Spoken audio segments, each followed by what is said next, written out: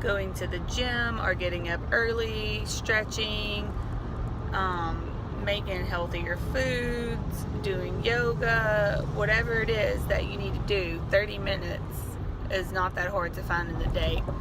And I mean, there's sometimes people ask me like, well, how do you do all the things that you do, and what did you have to give up for that? And at first it might feel like you're giving up a lot, but it really just becomes a habit. And whenever your health is that important to you, it seems like these other things that you were concerned with, they just kind of get in the way. For example, like if you say you don't have money to go to the gym, or buy a little bit of very small amount of exercise equipment at your house could help you a whole lot, but you spend $100 on cable and $100 on an iPhone and just different things like that. I mean, that you've told yourself are necessities, but they're really not necessities. And like the TV, for example, you could give that up. You get $80 or $100 a month. You could buy a gym membership for you and your husband and your kids, and y'all would all have somewhere to go, and you would free up a lot of time from not watching TV. So that was just an example. Some other things, like honestly, just be honest with you guys, I give up sleep a lot. I do. I could sleep more, I guess, and sleep in, but I don't feel good overall whenever I miss a lot of days of working out. And it's just something that I've grown to love. At first, I didn't always love it and want to miss sleep, I promise.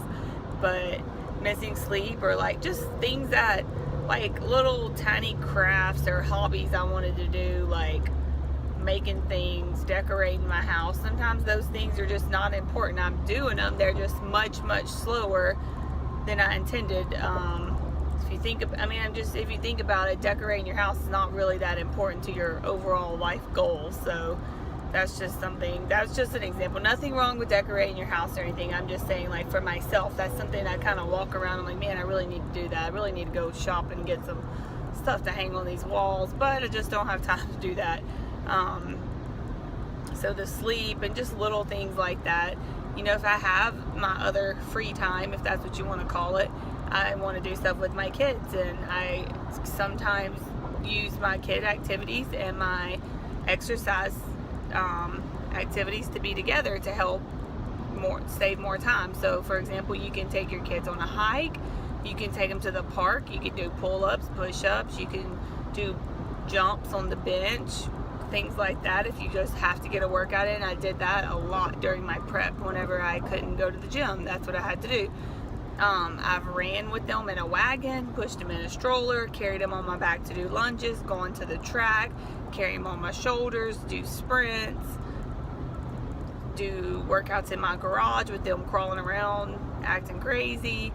And in the meantime, I think it's great because they see you working towards a goal. They see you putting health as a priority, and hopefully they're going to think, wow, they really think it's important to put your health as a priority and take care of your body. And then, not to mention the long-term health benefits you're going to get from that, but just, setting a good example for that. And most of us, were not raised being super health conscious. There's way more information available now than there was when I was growing up. So I know for sure, like, my parents did the best that they could, and now we know more. So if you know more, do more. But anyways, it's just a priority. And I feel like another thing, when you make it a priority, like a daily thing, conscience thing, yeah, some days you might miss, but for the most part, every day you're thinking about what you can do to be healthier for you and your family.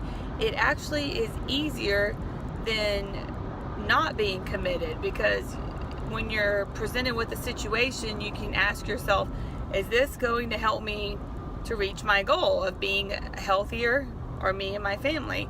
Like, for example, you don't have to be antisocial, but every time somebody's having a birthday, going away party, house party, you don't have to go to every single party and be drinking and eating crappy foods. You can be selective with what you do, but you can't do that stuff all the time. One, if you don't have time, you don't need to be doing that. Two, it's a waste of money. Three, it's not going to help your health goals. So if you actually set this goal to make your health a priority and find the time to work out, you'll be surprised at how much time you find if you're honest with yourself and what are you really doing and what's really important to you.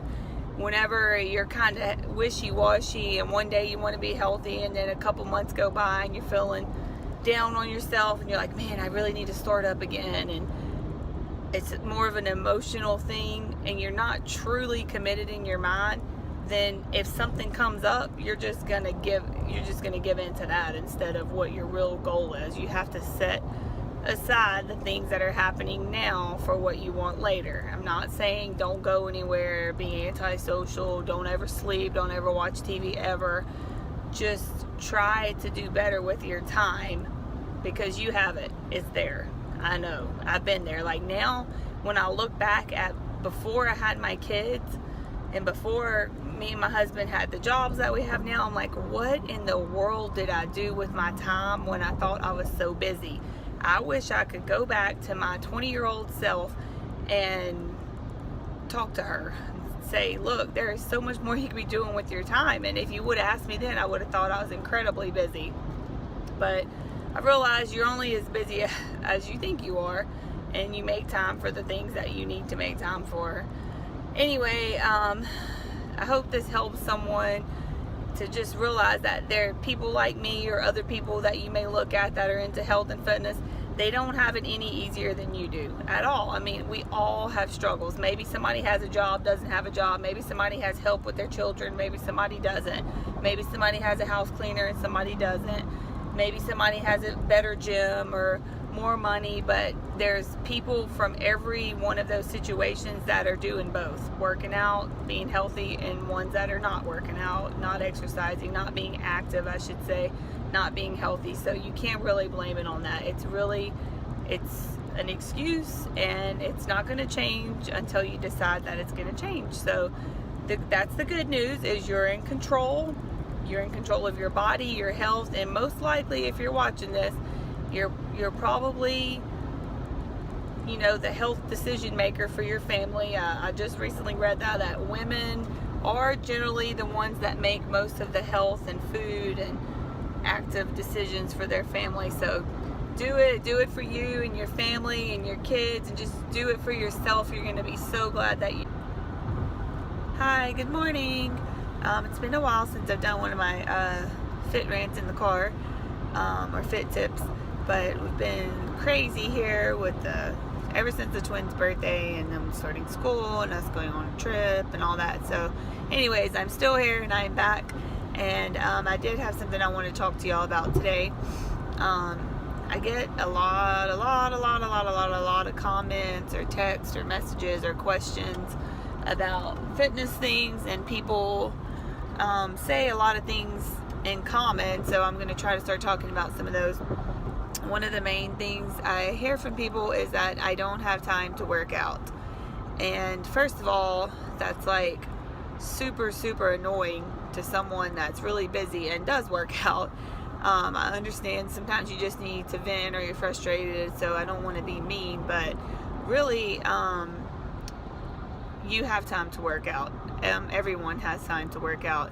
What you need to be saying is that it's not a priority for you, and until you decide to make a commitment, then it might not happen, especially if you are really busy, you're working or have a lot of kids at home, or your husband works weird hours and you don't have time and things like that. But you can make this happen if you make a commitment.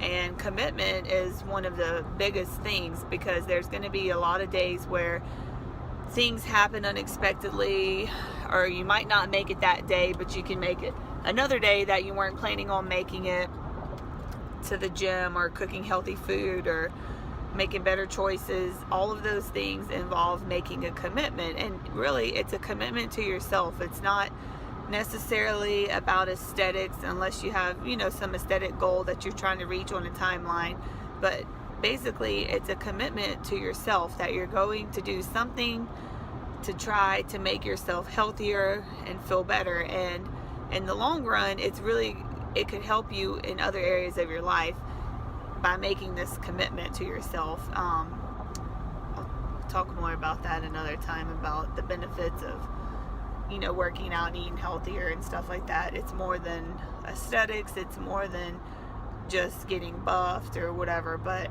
anyway, making the commitment to exercise or eat healthier or just be more health conscious in general is a big step, and you're not going to get this done until you make it a commitment. Once you do that, it's a priority for you. You just find the time to do it, whether it's getting up at 4 o'clock in the morning or it's doing it when your kids are napping and you want to nap with them. You just do something productive instead. I mean, I hardly have napped in years. I mean, very rarely do I nap, even though I want to. Anyway, and very, very importantly, you could stop watching TV, put down your phone, get off social media. Those 5 minutes here, 5 minutes there, 10 minutes, that easily adds up to 30 minutes a day. And you can definitely make a commitment to your health for 30 minutes a day. Whether it's going to... Anyways, thanks for listening, and I'll see y'all next time.